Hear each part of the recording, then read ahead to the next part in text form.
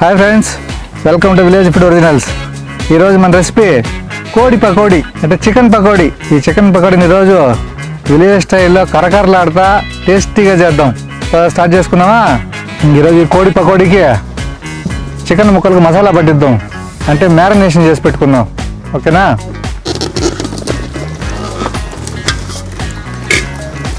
ఈ చికెన్ పకోడీకి మరి ముక్కలు పెద్ద పెద్దగా ఉండకూడదబ్బా, మీడియం సైజ్ చిన్న చిన్న ముక్కలుగా ఉంటే మనకు బాగా ఉప్పు కారం బట్టి క్రిస్పీగా కరకరలాడుతూ వస్తాయన్నమాట. ఇప్పుడు ఈ చికెన్ ముక్కల్లోకి అల్లం వెల్లుల్లి పేస్ట్ వేసుకుందాం. ఈ చికెన్ ముక్కల్లోకి మిరప్పొడి వేసుకుందాం.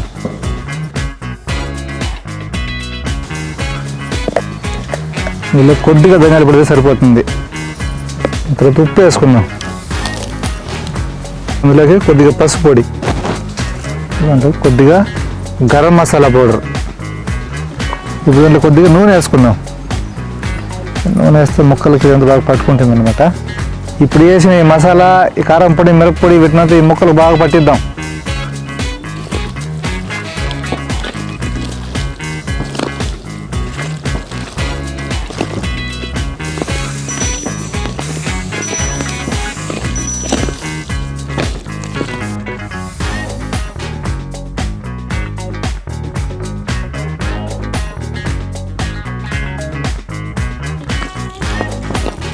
ఇప్పుడు మిరప్పొడి, ధనియాల పొడి, అల్లం వెల్లుల్లి పేస్ట్ వేసిన కలుపుకున్నాం కదా. ఇప్పుడు ఒక 4 పచ్చిమిరపకాయలు కట్ చేసినవి వేసి మిక్స్ చేసుకున్నాం.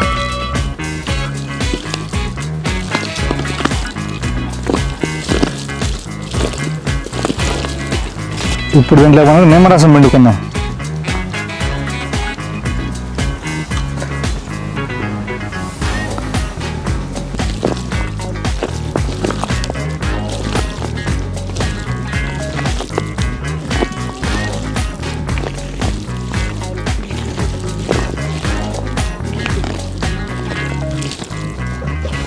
ఇప్పుడు మనం ముక్కల పైన కార్న్ఫ్లవర్ వేసుకుందాం.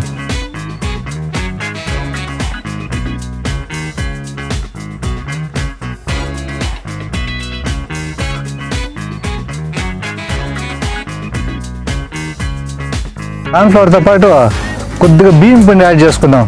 బియ్యం పిండి యాడ్ చేస్తే మనకు పకోడీ కరకరలాడుతూ వస్తుంది అనమాట. కొద్దిగా బియ్యం పిండి యాడ్ చేసుకుందాం.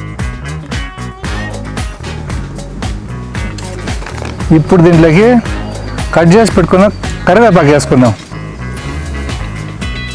దాంతోపాటు కొద్దిగా కొత్తిమీర వేసుకుందాం. కట్ చేసి పెట్టుకున్న కొత్తిమీర వేసుకుందాం. ఇప్పుడు వీటినంతా బాగా మిక్స్ చేసుకుందాం.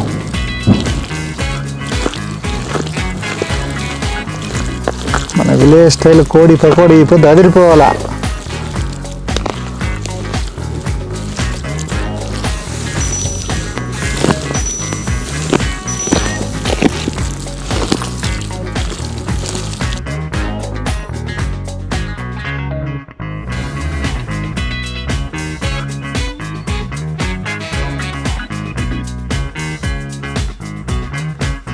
ఇప్పుడు ముక్కలకి కార్న్ఫ్లవర్, బియ్యం పిండి వేసినాం కదా, ఇది పూర్తిగా ఇంచుమించు డ్రై అయిపోతూ ఉంది.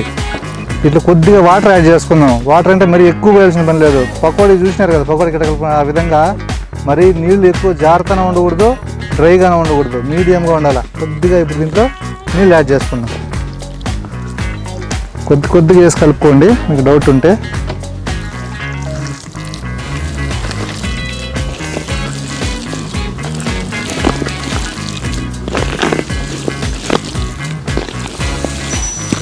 మీకు కలర్ రావాలంటే కొద్దిగా ఫుడ్ కలర్ యాడ్ చేసుకోండి, మంచి కలర్ వస్తుంది అన్నమాట.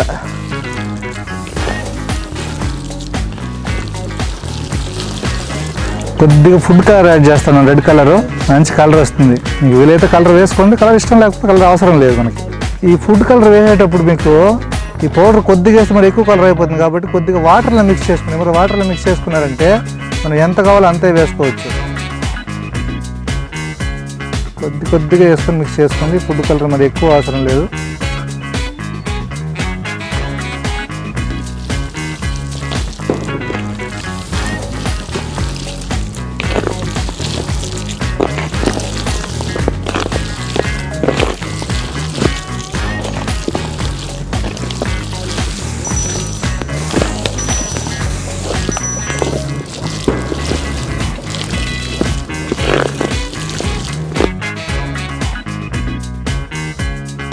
ఇప్పుడు మనం ముక్కలకి మసాలా అంతా పట్టించినాం కదా, ఈ మసాలా ముక్కల్ని ఒక గంట నుంచి 2 గంటల సేపు మీరు కానీ ఇట్లే నానబెట్టుకున్నారంటే మంచి ఫ్లేవరు, ఉప్పు కారం బాగా పట్టి క్రిస్పీగా కరకరలాడుతూ ఉంటుంది అనమాట. సో మనంతా కలిపేసినాం కదా, దీన్ని 2 గంటల సేపు మూత పెట్టి పక్కన పెట్టేద్దాం. తర్వాత మనం నూనె వేడి చేసుకుని దాంట్లో మనం పకోడీ చేసుకుందాం. మనం మళ్ళీ కోడి పకోడా దగ్గరికి వచ్చేసినాం బా. 2 గంటల సేపు నానింది, ఇది బాగా ఊరబెట్టినాం బాగా మసాలా వేసి. మీరు వీలు ఉంటే ఇంకా 2 గంటలు కాదు, ఇంకా 3 గంటలు కూడా ఊరబెట్టుకోండి. వీలు లేని వాళ్ళు ఇమీడియట్గా కలిపి వేసుకోవచ్చు, టేస్ట్ బాగానే వస్తుంది. ఇప్పుడు మనం దీన్ని ఆయిల్లో వేసుకుందాం. ఇప్పుడు మనం పీసుల్ని సపరేట్ వేసుకోవాలన్నమాట పక్కన.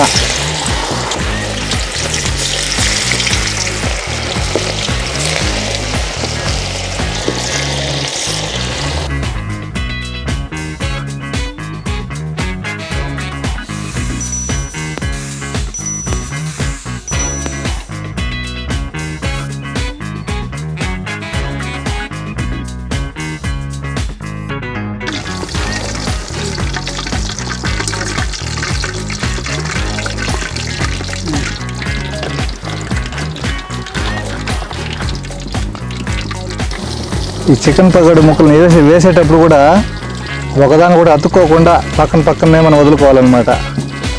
ఇంకొకటి ఏమంటే మంట మీడియము లో ఫ్లేమ్లోనే కాల్చుకోవాలా.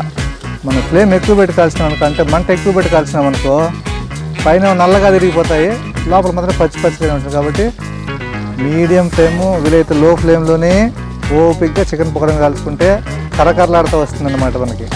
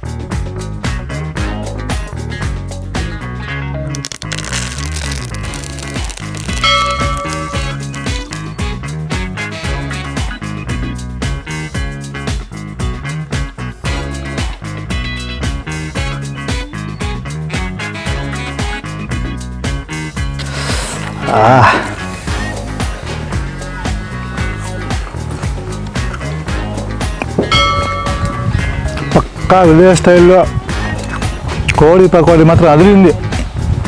సింపుల్ వెరైటీస్తో, సింపుల్ ఐటమ్స్తో మీరు కూడా ఒకసారి ట్రై చేసి చూడండి, ఖచ్చితంగా నచ్చుతుంది మీకు కూడా. ఈ స్టైల్లో ఒకసారి చికెన్ పకోడీని ట్రై చేసి చూసి కామెంట్ చేసి షేర్ చేసి లైక్ చేసి సబ్స్క్రైబ్ చేసి గంట మీద నొక్కేసి మాత్రం మర్చిపోతుండ. ఓకేనా?